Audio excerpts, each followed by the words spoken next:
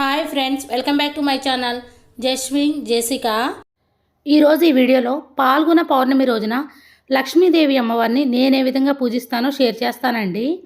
లక్ష్మీదేవి అమ్మవారిని పౌర్ణమి రోజున పూజిస్తే చాలా చాలా మంచిది. అలానే అమావాస్య రోజున కూడా స్వామి అమ్మవారిని ఇద్దరిని కూడా పూజించాలి.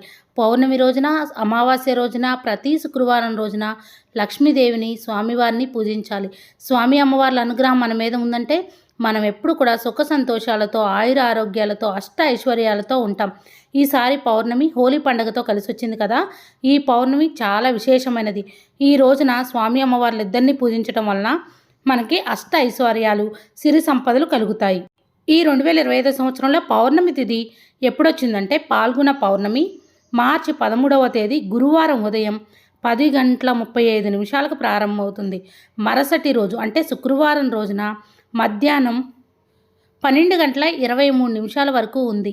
అంటే మనం తెల్లవారుజామున ఏ తిథి అయితే ఉంటుందో ఆ రోజు మొత్తం కూడా అదే తిథిగా పరిగణిస్తాం. కాబట్టి పాల్గొన పౌర్ణమిని మార్చి 14వ తేదీ శుక్రవారం రోజున జరుపుకోవాలి.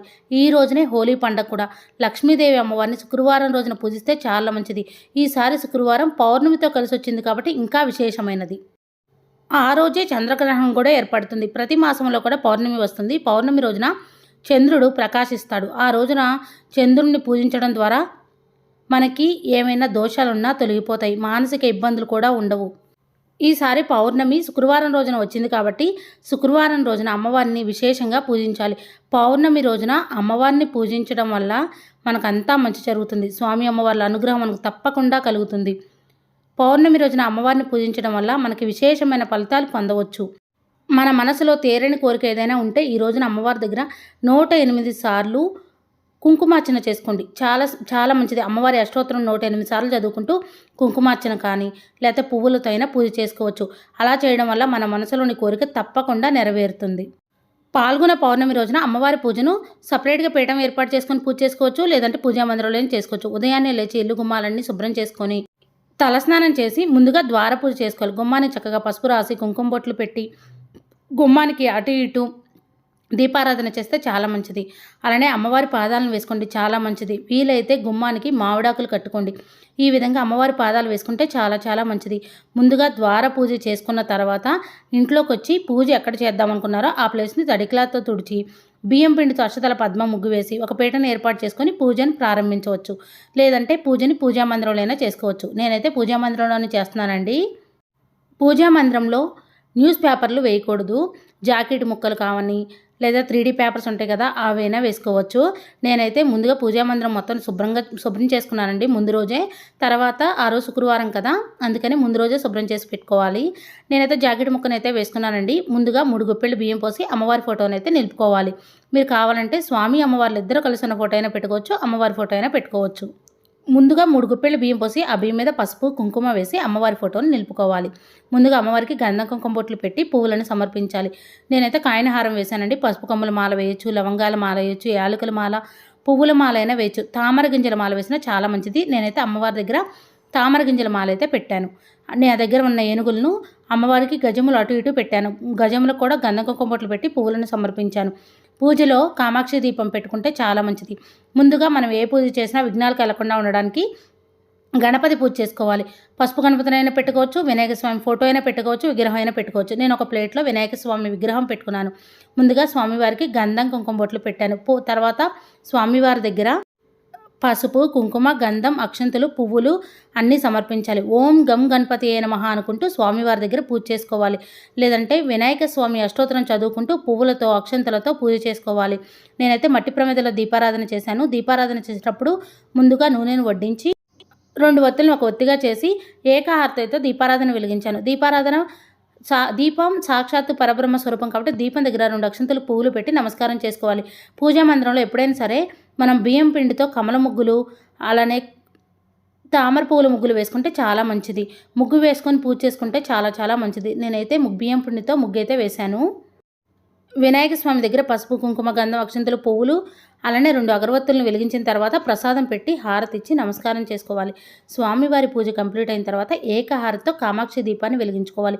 కామాక్షి దీపం వెలిగించేటప్పుడు శ్రీమాత్రే నమః అనుకుంటూ కామాక్షి దీపాన్ని వెలిగించుకోవాలి. కామాక్షి దీపానికి కూడా గంధం కుంకుమ బొట్లు పెట్టి పువ్వులను సమర్పించాలి. నేను అమ్మవారి దగ్గర చిట్టి గాజుల మాల అయితే వేశాను కామాక్షి దీపం దగ్గర.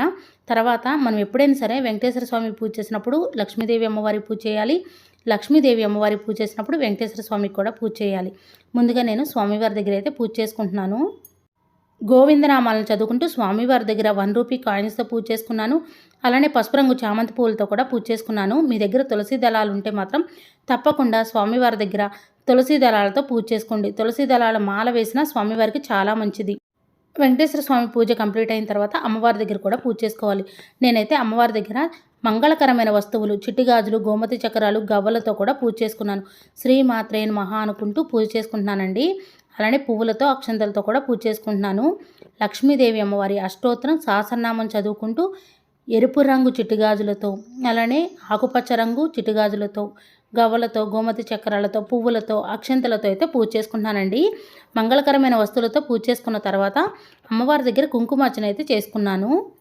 శ్రీ మాత్రే నమః అనుకుంటూ కూడా అమ్మవారి దగ్గర మంగళకరమైన వస్తువులు, పువ్వులు, అక్షంతలు సమర్పించవచ్చు. ఒకవేళ మీ దగ్గర మంగళకరమైన వస్తువులు లేకపోతే పువ్వులతో, అక్షంతలతో కూడా పూజ చేసుకోవచ్చు. అమ్మవారి దగ్గర పసుపు కొమ్ములతో పూజించిన చాలా మంచిది. 11 పసుపు కొమ్ములు తెచ్చుకొని అమ్మవారి దగ్గర అమ్మవారి అష్టోత్తరం చదువుకుంటూ అమ్మవారి దగ్గర సమర్పించిన లేదా అమ్మవారికి పసుపు కొమ్ముల మాల వేసిన చాలా చాలా మంచిది. ఇక్కడ నేను అమ్మవారి అష్టోత్తరం, సహస్రనామం, లలితా సహస్రనామం, కనకదార స్తోత్రం చదువుకుంటూ అమ్మవారి దగ్గర అయితే ఈ విధంగా పూజ అయితే చేసుకున్నానండి. కుంకుమార్చన చేసుకోవడం కోసం ఒక ప్లేట్ అయితే పెట్టుకున్నాను. శ్రీమాత్రే నమః అనుకుంటూ అమ్మవారి దగ్గర కుంకుమార్చన అయితే చేసుకున్నాను. కుంకుమార్చన చేసిన కుంకాన్ని మన నుదుటిన ధరిస్తే చాలా చాలా మంచిది. అయితే ఒక బౌల్లో పసుపు, ఇంకొక బౌల్లో కుంకుమ నిండుగా పెట్టుకోండి అమ్మవారి దగ్గర. చాలా చాలా మంచిది. అమ్మవారి దగ్గర మనం పసుపు కుంకుమలు నిండుగా పెట్టుకోవడం వల్ల మనం నిండు నూరేళ్ళు కూడా సుఖ సంతోషాలతో, సౌభాగ్యంతో ఉంటాం. అమ్మవారికి నేను ప్రసాదంగా పులిహార అయితే పెట్టాను. మీరు కావాలంటే నేనైతే మట్టి ప్రమిదల్లో దీపారాధన చేసుకున్నాను కదండి. మీరు కావాలంటే వెండి ప్రమిదల్లో, ఇత్తడి ప్రమిదల్లో చేసుకోవచ్చు. లేదంటే పిండి ప్రమిదల్లో దీపారాధన చేసినా చాలా మంచిది. పౌర్ణమి రోజున అమ్మవారి దగ్గర క్షీర దీపం వెలిగిస్తే చాలా మంచిది. క్షీర దీపం అంటే పాలల్లో దీపం వెలిగించాలండి. అలానే కల్లుప్పు దీపం, ఐశ్వర్య దీపాన్ని వెలిగించినా మన రుణ సమస్యలు ఏమన్నా ఉంటే తొలగిపోతాయి. అమ్మవారి అనుగ్రహం తప్పకుండా కలుగుతుంది. ఈ విధంగా స్వామి అమ్మవార్లకి పూజ చేసుకోవాలి. అమ్మవారి దగ్గర ప్రసాదంగా అయితే పులిహార పెట్టాను. కావాలంటే పాలతో తయారు చేసిన పరమాన్నం కూడా నివేదించవచ్చు. లేదా బెల్లం ముక్కైనా, పండైనా పెట్టవచ్చు. ఈసారి పాల్గొన పౌర్ణమి శుక్రవారం రోజుతో కలిసి వచ్చింది కాబట్టి చాలా చాలా మంచిదండి. అమ్మవారికి ఉదయం వేళలో పూజ చేసుకోవచ్చు, సాయంత్రం వేళలో చేసుకోవచ్చు. అయితే పౌర్ణమి తిథి ఉదయం వేళలో ఉంది కాబట్టి తప్పనిసరిగా తెల్లవారుజామున చేసుకోండి. చాలా చాలా మంచిది. ఒకవేళ తెల్లవారుజామున కుదరలేదనుకోండి, సాయంత్రం వేళలైనా చేసుకోవచ్చు.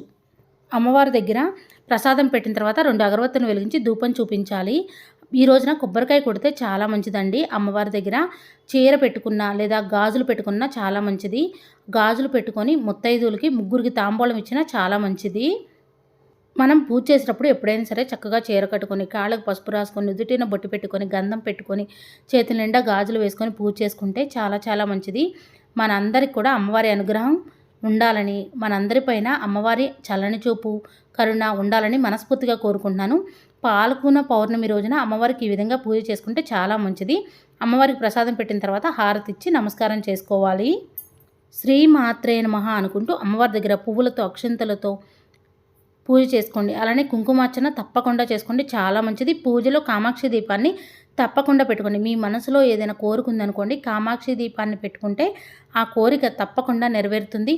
తప్పకుండా లక్ష్మీదేవి అమ్మవారి అష్టోత్తరం, సహస్రనామం, కనకదార స్తోత్రం, లలితా సహస్రనామం చదువుకుంటే చాలా చాలా మంచిది. నేనైతే పాల్గొన పౌర్ణమి రోజున పూజ ఎప్పుడు ఈ విధంగానే చేసుకుంటానండి. నా ఈ వీడియో మీకు నచ్చిందనే అనుకుంటున్నాను. నా వీడియో నచ్చితే ప్లీజ్ లైక్ చేయండి, షేర్ చేయండి, కామెంట్ చేయండి ఫ్రెండ్స్. కొత్త వారు ఎవరైనా మన ఛానల్ చూస్తున్నట్టయితే సబ్స్క్రైబ్ చేసుకోండి. Thank you for watching. Bye అండి.